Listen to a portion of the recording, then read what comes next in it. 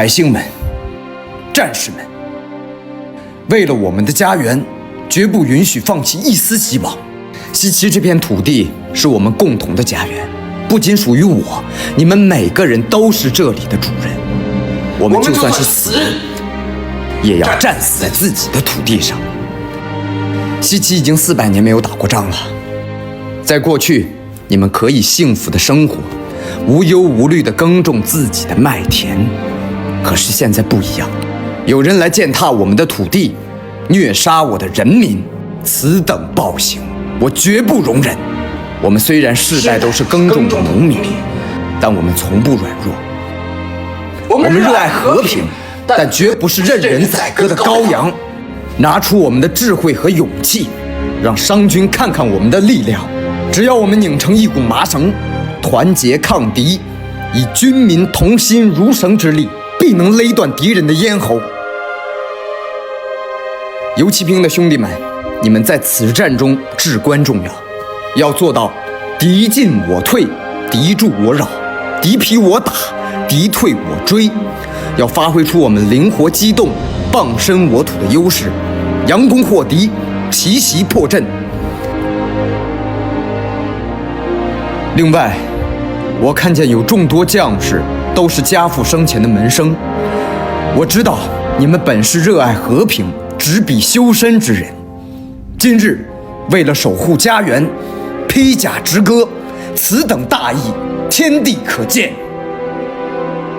在天下太平的时期，我们以礼立身，以礼兴邦。可是，一旦咱们的耳边响起了战斗的号角和冲锋的击鼓声，我们就得如猛虎豺狼一般，让肃杀之气暂时盖住你那温良的本性。怒目圆睁，给我狠狠地盯着敌人，双眉紧皱，咬紧牙关，根根神经就像是弓弦拉到了最顶点。现在，我们面对的敌人，兵甲锐利，更有妖术助阵。你们会感到恐惧吗？我能理解你们的感受，我和你们一样，我们都是凡人，皆是血肉之躯。但请记住，或许有一天，人类将失尽勇气，分崩离析，但绝不是今天。或许有一天，尸横遍野，天庆将永不停息，人类将走向灭亡，但也绝不是今天。今天我们要做的只有一件事，就是和敌人决一死战，以你们在这片土地上所珍视的一切为名义。1个月前，我本以为我变得一无所有，我失去了父亲，我失去了哥哥，我甚至不想活在这个世界上。可是我错了，我并不是一无所有，在我身边还有你们，你们每一个人都是我的家人，你们就是我在这片土地上所珍视的一切。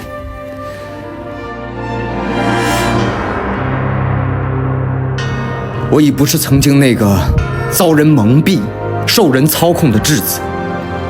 如今的激发，痛恨战争，战争只会给无辜的平民百姓带来无尽的灾难。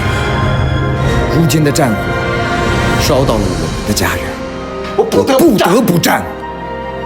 相信我的父亲在世，也会做出同样的选择。我曾经以为勇武过人、杀敌无数的人是英雄，但我现在明白了，那不是。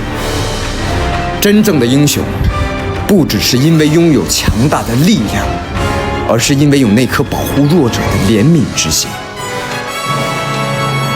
自古以来，有多少人自称自己是英雄？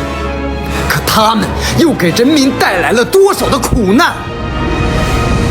到底什么样的人才是真正的英雄？我现在知道那个答案。我激发，愿以性命为盾，做那个守护你们的英雄。最后，我想对每一位即将和我并肩作战的勇士们说：如果你发现自己独自一人，迎着朝阳，驰骋在金色麦田的时候，你已经去往了另一个世界，那将是你魂归自由之时。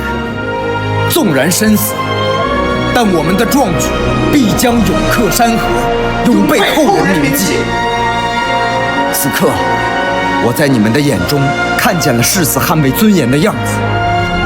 我觉得你们挺立在这儿，就像是被咸铁勒住的野马，只待冲锋号令。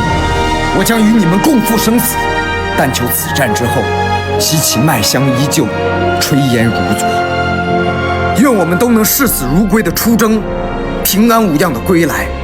我相信，上天一定会眷顾正义之子，正义终将战胜邪恶。感谢大家的加入，我很荣幸能率领大家一起战斗，我也很荣幸能够成为大家口中的领袖。